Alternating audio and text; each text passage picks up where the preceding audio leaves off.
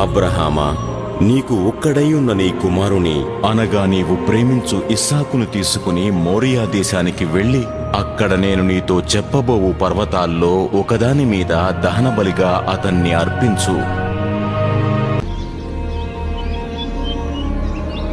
నీవు నాతో కూడా రావాలి. ఎక్కడికి? నా కొత్త స్నేహితులు కూడా రావచ్చా? వాళ్ళను కూడా లేపుతాను. నీవు నీ స్నేహితులతో రాకూడదు. ఇది దేవుని ప్రత్యేకమైన కోరిక.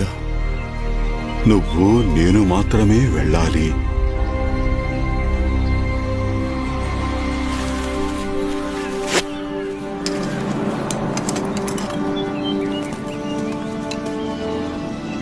బాగా నిద్ర పట్టిందా క్రేస్? ఇసాకు, ఇంత పొద్దున్నే ఎక్కడికి వెళ్తున్నావు? నేను మా నాన్నగారితో కూడా వెళ్తున్నాను. మేము దేవునికి ఒక దహన బలి అర్పించడానికి వెళ్తున్నాం.